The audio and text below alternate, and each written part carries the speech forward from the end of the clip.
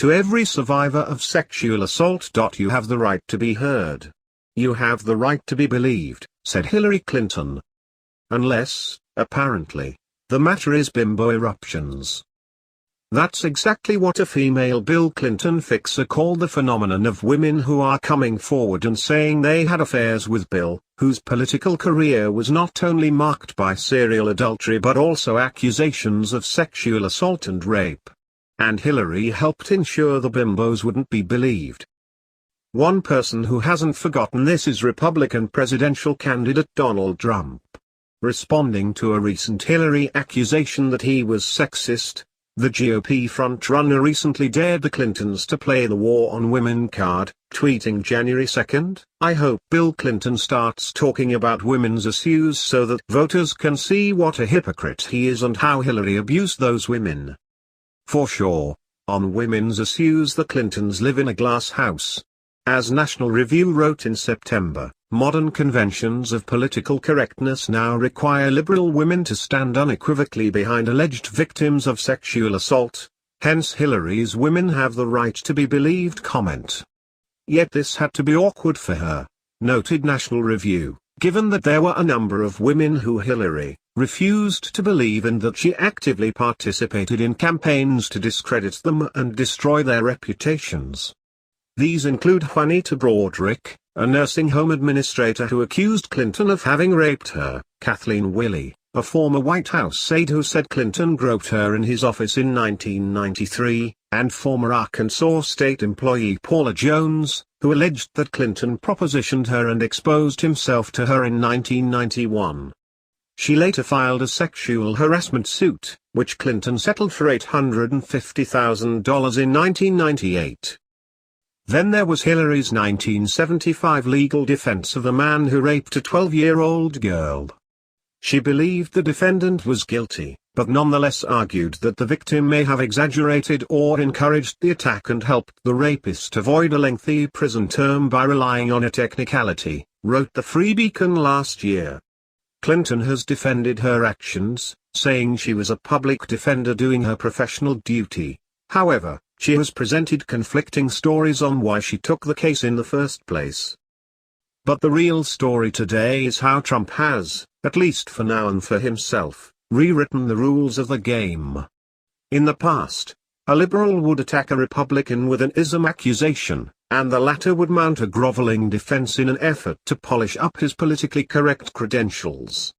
But not Trump.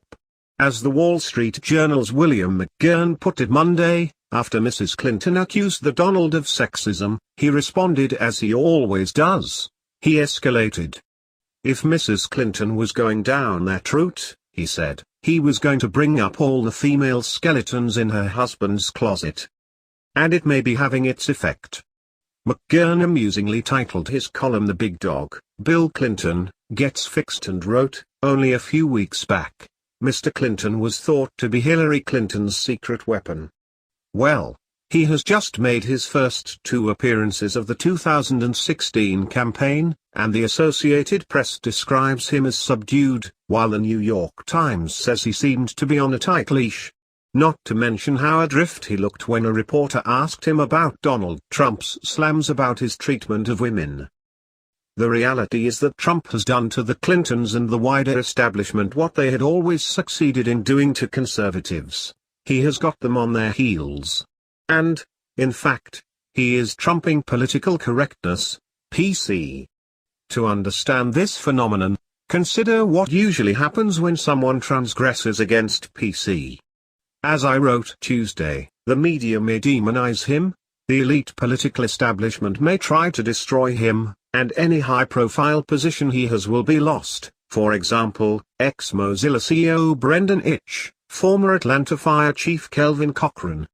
Obscure individuals also suffer, at the hands of PC companies fearing bad press and lawsuits. And once cast to the winds, the victim can mount a soapbox and eloquently plead his case, but without media coverage he'll be the tree falling in a forest with no one to hear it. The media, being our conduit of information, control the narrative. Unlike any Republican before him, however, Trump is exerting a tremendous amount of control over that narrative. And what is one reason why? Because he's everywhere. Back in July already, The Washington Post wrote that we should blame the media for Trump's surge. CNN Money pointed out last month that Trump's campaign has received more nightly news attention than all the Democratic campaigns combined and, quoting media analyst Andrew Tyndall, reported that it accounted for more than a quarter of all coverage on NBC, CBS and ABC's evening newscasts. And The Nation, wringing its two left hands, noted that the businessman receives 23 times the coverage of Democrat presidential aspirant Bernie Sanders, and then wrote, "All Trump all the time media coverage lets Trump define the discussion." And why does he receive all this media attention? As I also explained Tuesday, Trump has transcended his profession and even his wealth. He has long been a member of the glitterati, a celebrity in a celebrity culture, a natural-born character. The man who can colorize a drab news day. He's one of the people can't do without. And note, that magazine has greater circulation than any news publication. In other words, the hungry beast that is the media, as The Nation put it, just can't stop covering him. Interestingly, though, the media doesn't lament its power to shape opinion when it redounds to the benefit of its leftist fellow travelers.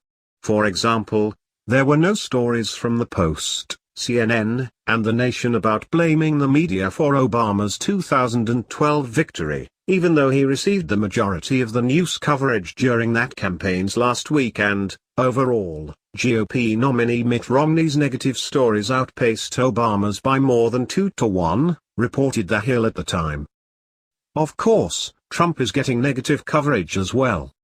But with anger at the establishment running high and the businessman positioned as the quintessential anti-establishment candidate, Trump is like the blob. The more trash the media throw at him, the bigger he gets.